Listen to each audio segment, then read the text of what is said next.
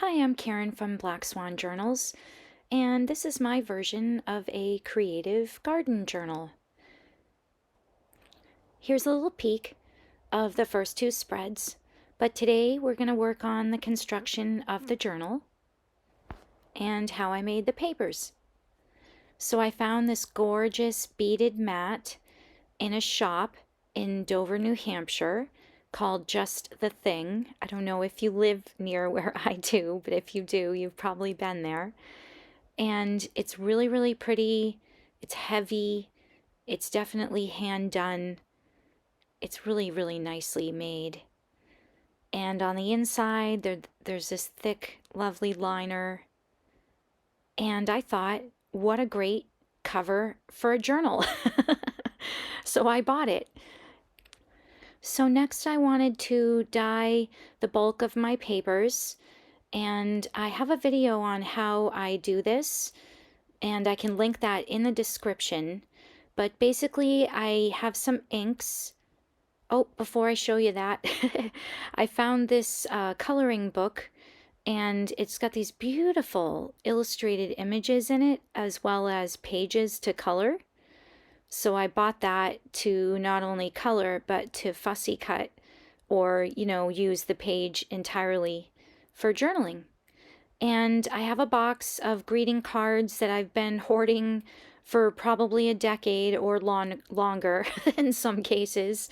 Um, and some of these greeting cards were given to me, some I've bought and never sent. A few I have written a message on and messed it up, so I didn't send it. And yeah, also I wanted to mention, every time I go into a thrift store, they usually have a greeting card area, and I always search it. Do this every time if you go into thrift stores, because you can find some really nice cards that way for next to nothing and save them for fussy cutting or putting in the journal as a whole. So I'm going to use some of those cards. So here we go. We're going to dye the papers, and this is just a little clip. If you would like to see how I do this, like I said, I'm going to link that video in the description, and you can check out the whole video on how I do it. So I use some coarse sea salt water, some ink dyes, and then on the video I can show you how. So while those papers are drying, I'm now going to use all that packaging I was just showing you, and I'm going to mass make some tag bases and pockets and things like that. And I also have a video on how I do that I can link at the end of this video if you'd like to see. Here's a little ledger book I found in a thrift store, and there was like a bonus Christmas card inside. That was cool. And most of the pages are blank, but a few were filled out, and they have those cool number stamps up top and everything. I just loved it. So anyhow, I'm going to use a piece of that in here. And so now my pages have all been dyed, and they've been dried, and I oven dried them because it's not summer where I am. It's still winter, and I usually do them outside, but it just wouldn't work right now. Here's a little fun little peek on what's on my desk. Little charms and things, broken jewelry, vintage buttons. I'm always looking for little things like that in shops. Some metal hardware. I don't even know what that is, but I'm going to use it in a journal. A lovely old locket I got in a thrift store, some broken vintage jewelry, an old pin. So I just love collecting these types of things. A broken like faux diamond, from a piece of jewelry. So I took all those greeting cards, and I'm going to use my stencils, and I'm going to make a very light pattern on them, because my intention is this journal is for sale, and my intention is for whomever would like to purchase it that you can still write on and record, on all these spaces, but also to make it look pretty while you're doing so. So I used a very light ink, the tea dye oxide ink, and that way it's very, very light, and you can write right over that. And I just mix up my stencils, and it's just really a base. You know, I'm sure I'll end up doing a little decorating. And here's a giant paper clip I just wanted to show you for fun that I love to stick my papers in. And here's a hot mess that I have. Do you have any of these? I'm determined to use it up.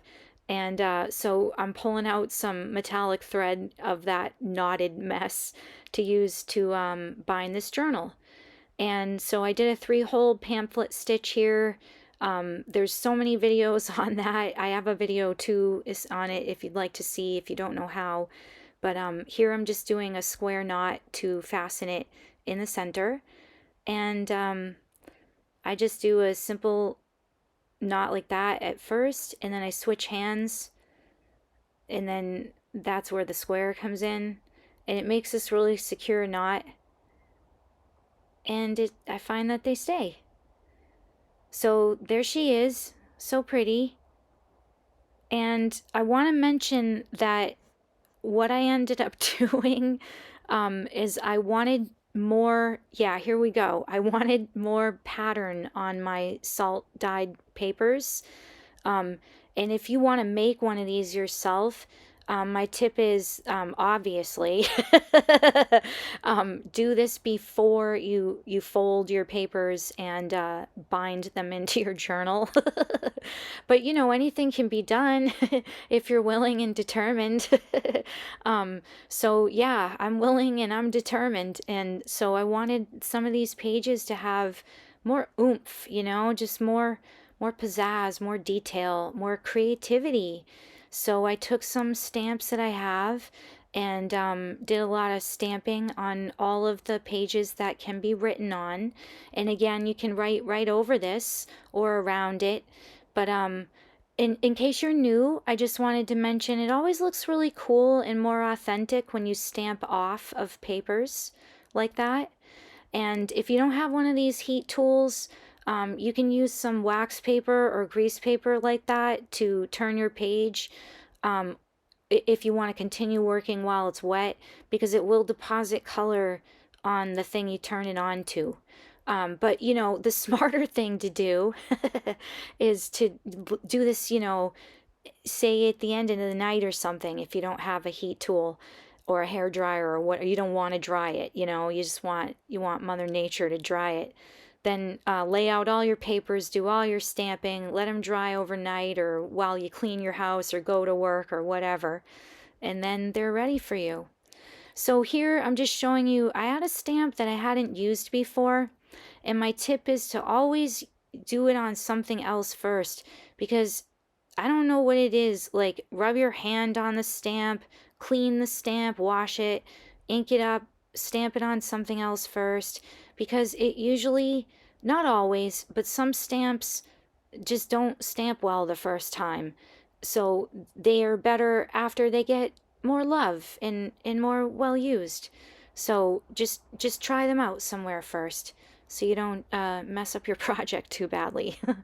um, so anyway, I love these little fern stamps. So I'm trying to do this journal in a garden theme, and the idea is to be able to plan out a garden that you want to plant this season, which is kind of like almost now for New England in the States.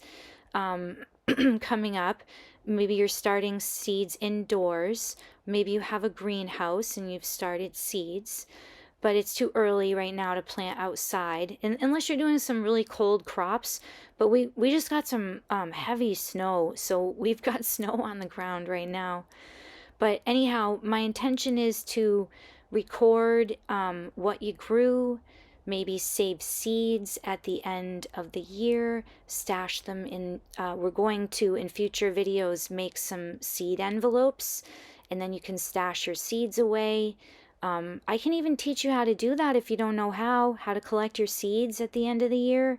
I'm actually a professional gardener for a living, so if anyone's interested, I could show you, you know, in early autumn how to collect seeds from the flowers that you've grown or your perennials or But anyhow, so here's a little flip through of the stamping that I did. In the beginning, I gave you a little tutorial there. But honestly, the easier way is to do this before you bind your pages, when your pages are flat. um, so yeah, and I just went through and put all these stampings through and made it a little bit more interesting, and also stamped all over the stenciled all over the greeting cards to make those have more personality and more creativity. And there she is. So now I had some little pieces of burlap, and I wanted to make 2 pockets on the inside front cover. So I did a blanket stitch there to attach those on. And here's just a little flip through of what we're going to do in the next video. We're going to make these things together. And I just wanted to give you a little teaser, if you will, of what we're going to make, and a little bit of the creativity, and some nice collage tags that we'll do together. This feather I drew and I made, I cut, we'll make that together. I thought that would be a creative page edge. And then instead of putting a pocket on the bottom of the card, I thought creatively to extend it down.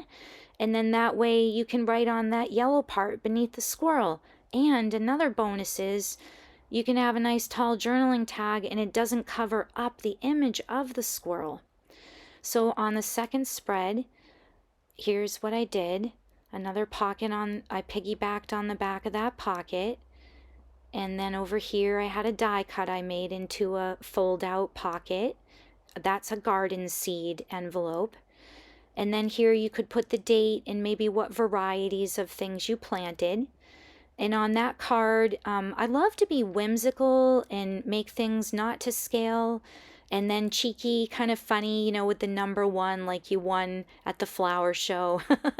You had the best rhododendron or azalea, whatever that flower is. And then next time we'll do this as well. We're going to make this creative page here too. So thank you so much, and I hope you enjoyed. See you next time.